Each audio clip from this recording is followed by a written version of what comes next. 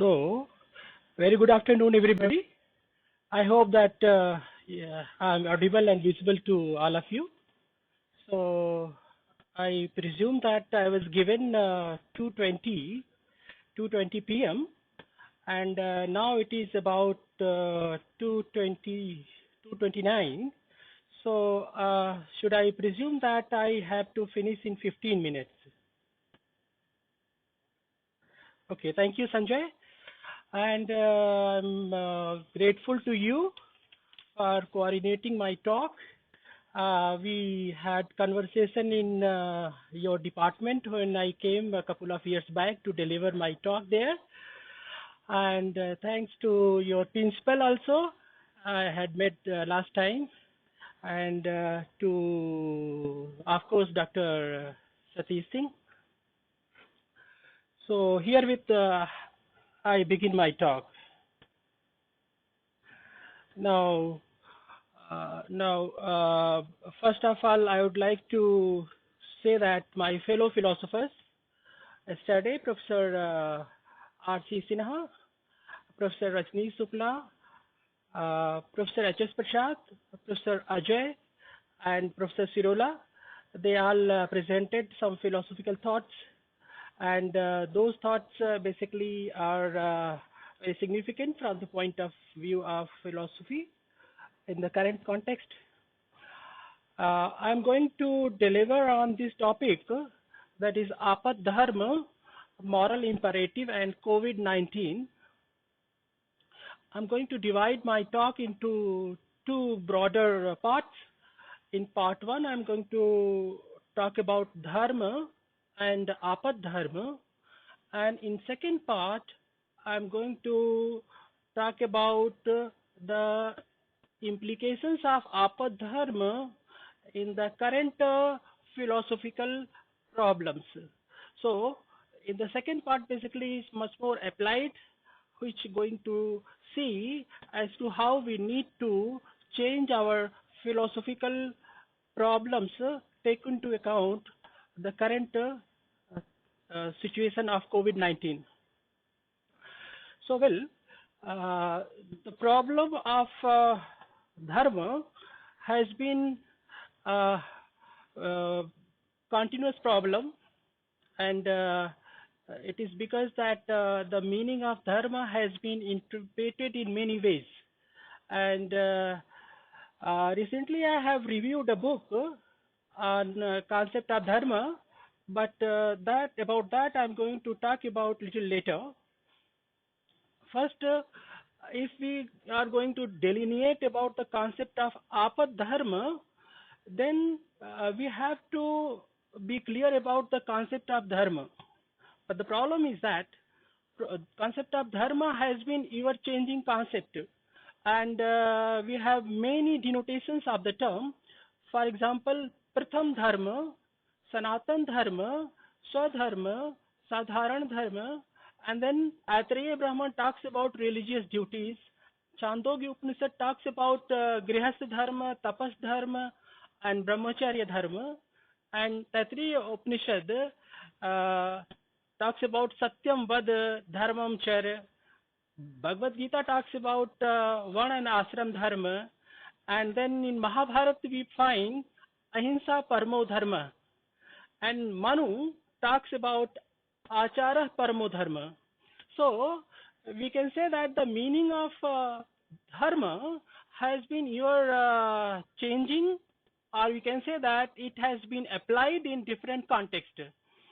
And that is the basic reason that this is also a most misused concept.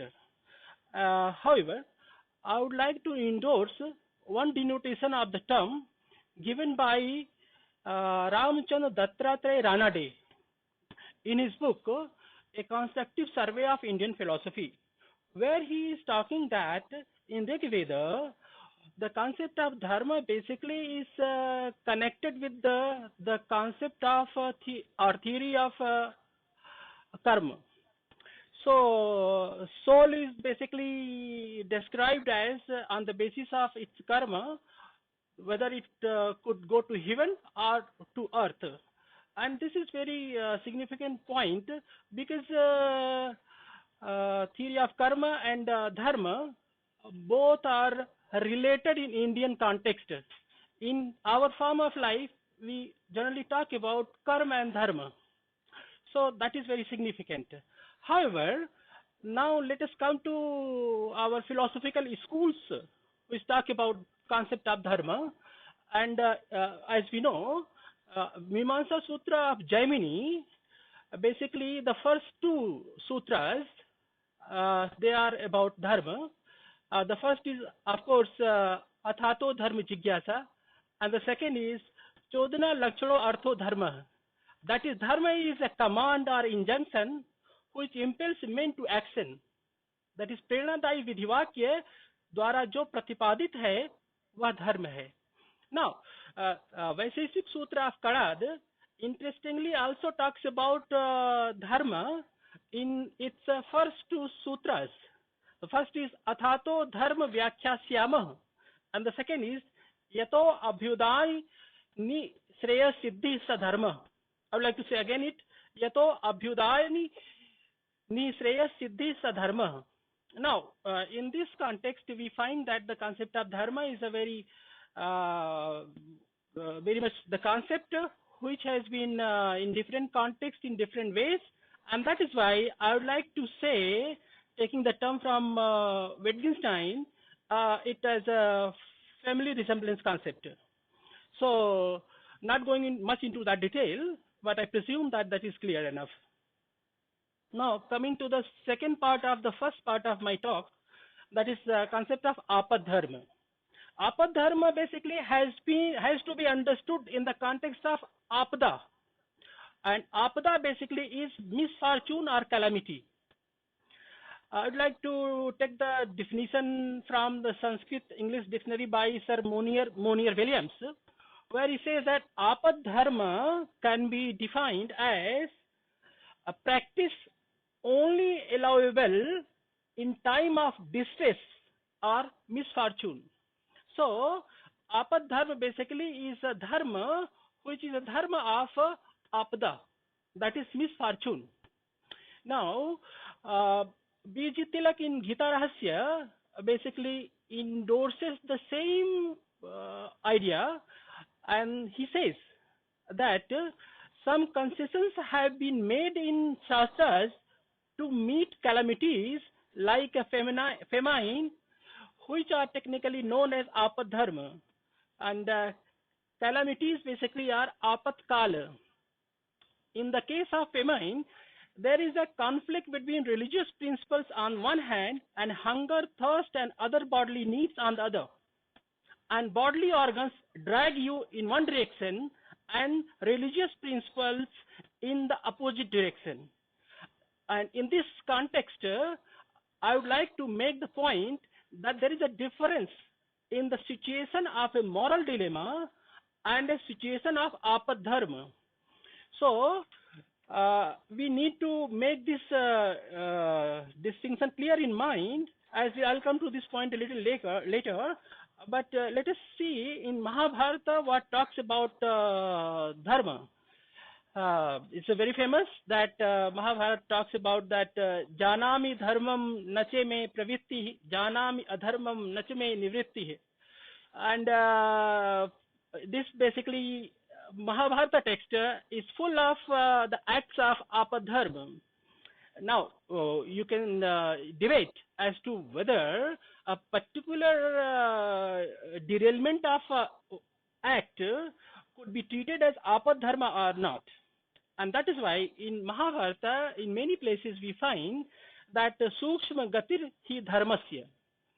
That is, the true nature of dharma is subtle.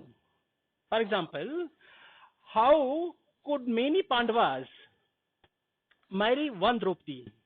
And how could Bhishma and Drona and Kripacharya, they all sided with the Dushta Duryodhana, though they were great persons. So these things are basically mysterious.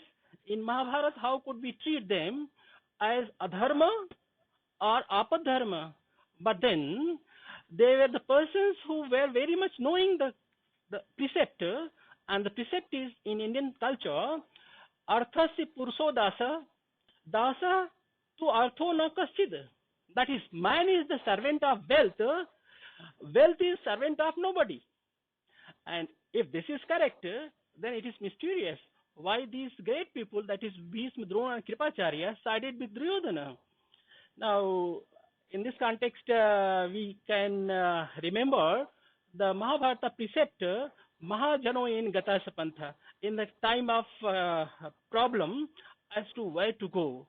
Now, this also is a very much problematic, and we have basically delineated on this point. Now, this Mahajano in Gata Sampanta basically has been very much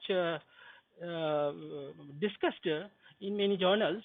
I basically would not like to go in much detail in that due to lack of time, but I would like to come to the second part of my presentation, and that is how to apply the concept of apadharma in the current situation, basically in the context of the topic of the seminar, and that is whether apadharma a moral imperative or not. And there was a debate yesterday also. I'm not going into much detail, debate about the problem as to what is that, but I would like to say that no such problem arises in the context of dharma. In context of dharma, we say that dharma is a moral imperative, and it is basically a categorical imperative in the sense that it is universally valid, and it has been rightly pointed out by Professor Sinha that dharma is universal principle. But the question arises, what about apadharma? Whether which seems to be a break from dharma. Now, this thing we have to see as to how we can make the distinction between apadharma and adharma. So, apadharma and adharma both are different things. Adharma, we know as to what is adharma, that which is not dharma is adharma. And in this context, we find that what is apadharma? Apadharma, basically, there is a context in Chandogya Upanishad, chapter 1, section 10, where Usasti Chakrana Rishi gets food from the elephant man in order to survive and in order to not die. But he didn't drink the water because he could survive without water at that time. So his apadharma was to eat this food and not drink water. But then, if we have to make the distinction between apadharma and dharma, then we have to provide apadharma the status of moral imperative. Because unless and until we have given the apadharma the status of moral imperative, we cannot decide as to what is the criteria on the basis of which we can make the distinction between a right apadharma and wrong apadharma. And if one says that it is the context which decides actually what is apadharma of a particular context and apadharma not of the context, then we have to see as to what is the criteria on the basis of which we can say that apadharma of a person in a particular situation depends on certain factors.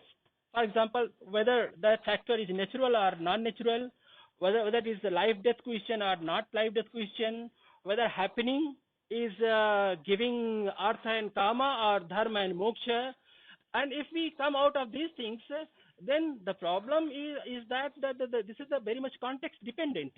Now, if this is a context dependent, then again question arises as to why we should and how we should judge a particular concept. As to what is the criteria of judging a particular context, one can say that the concept judging criteria is inner-wise, but the inner-wise concept is too much misused. Then we can say that we can take recourse to our granthas For example, Dharma Shastras, Smritis, Puranas, and others. Uh, and in that case, we find that finally uh, we realize that no philosophical problem arises in a vacuum. And if we understand that philosophical problems do not arise in vacuum, then definitely we can appreciate that in the current situation, all the branches of philosophy need to be restructured, redefined, and our approach has to be changed. And this has to be done in the context of philosophy of language, ethics, epistemology, metaphysics, applied philosophy, etc. There's not much time to go into detail, but I'll give you a minute about how we can move forward. First of all, in philosophy of language, the branch of philosophy deals with the what is meaning. Actually, we need to decide as to what is the meaning of a particular sentence in the situation in which we are living. Uh, the traditional philosophy of language theories, whether it is picture theory of Wittgenstein or other theories of philosophy like Buttigieg's theory of sport weather, question is it applicable now? Now we can see that there are sentences in current context where older theories are not applicable because the meaning of a particular corona context is different than the meaning of a ordinary sentence. Now, the nature of ordinary sentence in non-corona situation is different from the nature of the ordinary sentence of a corona situation. So, taking into account, we need to say that the logical positivist criticism of metaphysics, basically metaphysical statements like I know not what, cogito, Dacian, doesn't apply these in these contexts. And this elimination of metaphysics and verification theory of meaning has to be re-understood in fresh context. And in ethics, whether we are dealing with teleological ethics or deontological ethics or descriptivism or prescriptivism or emotivism, we will have to create a new criteria to judge new situations. For example, take one situation when two families are moving on foot from Delhi to Lucknow, where two kids of two different families are basically getting fainted due to lack of water. Now, one family has little water in the bottle. Now, the mother basically has a problem as to whether she should give water to the child, which is basically severely hit and getting about to die, or it should keep that water for her own kid, which might die because lack of water after a couple of minutes. So this situation basically has to be understood in a particular context, and we have to redefine as to what is what. And then in the context of epistemology also, the criteria of knowledge, that is truth certainty and right to certainty, along with the Gettius problem and Ayer's solution, that is, instead of saying that there is a bunch of grapes on my table, we should say that it seems that there is a bunch of grapes. So it seems the ... This proposition basically has to be understood in a different condition. It has different context in corona days as compared to the previous days. And likewise, I'll take 1 minute only, and that is in case of metaphysics. The traditional metaphysics and descriptive metaphysics and the concept of person of Strawson, that is M predicate and P predicate, has to be redefined in different contexts of person in these days. Likewise, in applied philosophy, when we are dealing with so many concepts like rape, euthanasia, abortion, suicide, we have to add now COVID-19 situation as well. In philosophy of mind, basically, we have to see as to peculiar fear of COVID-19 has to be re-understood. Likewise, in philosophy of education, it's a big way, we have to be go online. Likewise, in many cases, we have to understand that the apadharma is very much moral imperative in the present context, and we have to codify it, provide it proper context. Thank you for inviting me for the talk.